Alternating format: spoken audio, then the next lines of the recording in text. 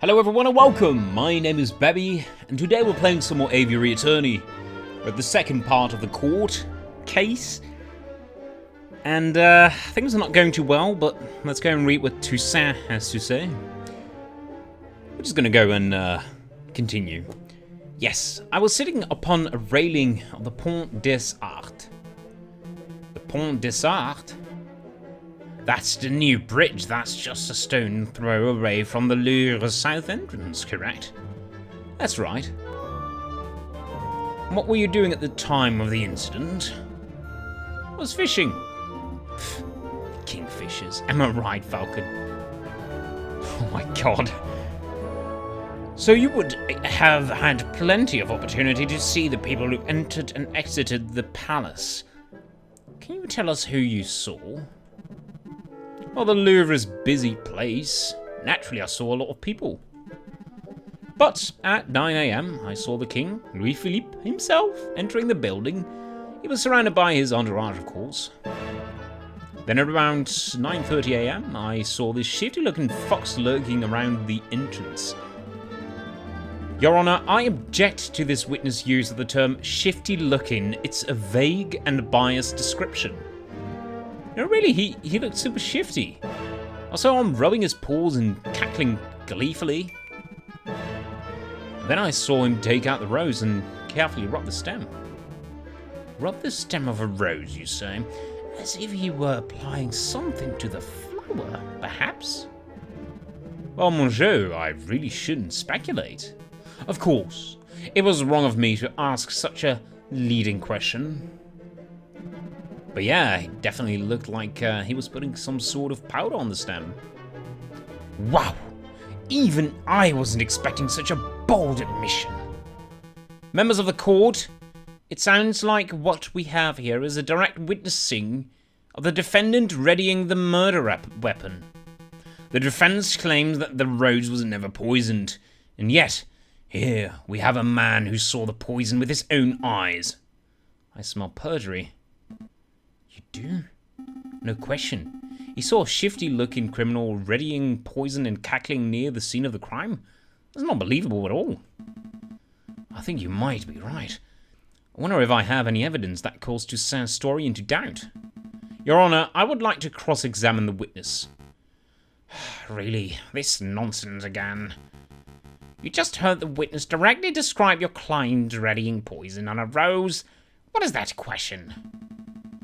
I'm just trying to uncover the truth, Your Honor. Ah! Fine. Do your thing. Go on, Falcon. Go and make a fool out of yourself. Oh my god. Well, I guess powder. I mean... powder? That was never mentioned. I mean, that could be the form of poison, but... the inspector... no, I guess they never knew what kind of poison it was. Monsieur Kingsley, you say that you saw Fox rubbing the stem of the rose. Yes, saw it with my own eyes.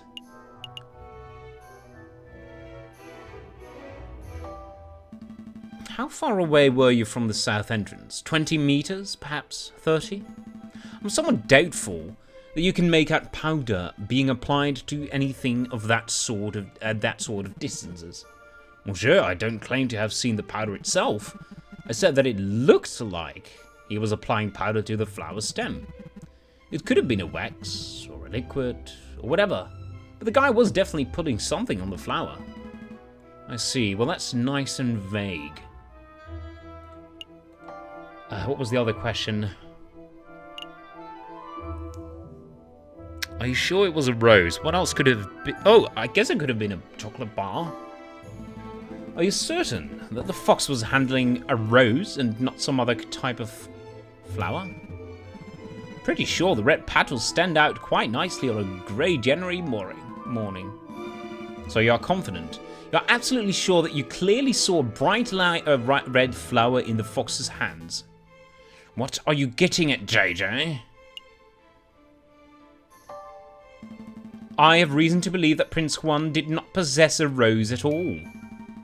I think that he may have been in possession of a sprig of monkshood. Or even just a simple daisy. Really, You're claiming that Prince Juan did not possess a rose despite 22 witnesses testifying to seeing him handling a rose to the king. This is a ludicrous line of inquiry. There is zero doubt that Prince Juan possessed a rose on the day of the murder. Agreed. Defense, knock it off with a moronic way of thinking.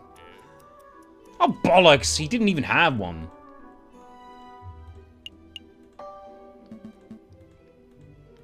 Ah, that is just marvelous. Alright, king and his entourage. Monsieur Kingsley, you say that you were sitting up on the railing of the Pont des Arts on the morning of the incident? Yep. This is a good fishing spot. I assumed you would be better off fishing upstream, away from the city. It's okay, you would think the pollution would scare off the fish, but some species thrive in it. I managed to catch a 70-centimeter zander from the spot the other day. Really? A 70-centimeter zander? What bait were you using? Good question. See, some like to use worms, but I've found that a good roach will always triumph. I object. This is completely off topic. Well, yeah, it kind of is. Sustained. Discuss your fishy business once the trial is over. Okay, let's... No. I didn't want to ask that. I want to ask what entrances you can see from that bridge. Monsieur Kingsley, you had a good view of the Louvre's south entrance, didn't you? Yep. The Pont des Arts is a great vantage point for seeing the Grand Gallery's south side. Okay, let's actually look, because I should have actually done that, but okay. Grand Gallery. Where is the Grand Gallery? Arc de Triomphe. Okay, the Pont des Arts. Where is that? I can't even see that. Am I such a moron? Probably. I don't even see the, I don't even see the Pont des Arts. Well, I don't see the Grand Gallery. I must be missing some... Oh my god, I feel like such an idiot. Grand Gallery. I didn't see it written anywhere. It's quite odd. Okay, that's the Pont des Arts.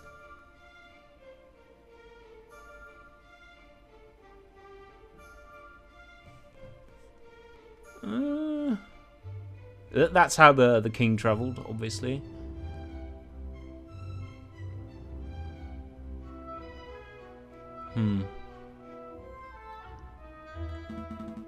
What about the other entrances? The other entrances?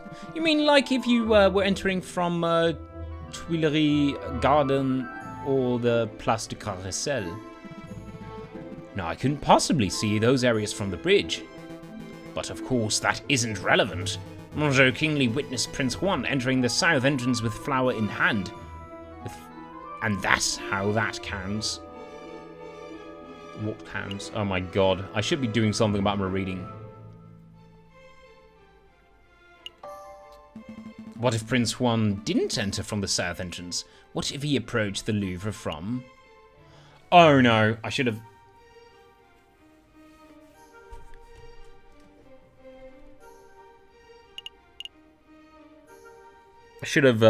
read the card, I guess. The Place du Carrousel to the north? That's a big what if. Do you have any evidence that Prince Juan entered the Louvre from the north? Well, no. Then perhaps you should keep your pointless speculations to yourself. Agreed. Defense? Oh my god. I hate this court. I can't... I knew I didn't have anything. Your Honor, I would like to declare a mistrial. Of what now? A mistrial? This trial is not progressing in a manner befitting of justice. The defense is blatantly floundering. More so than usual.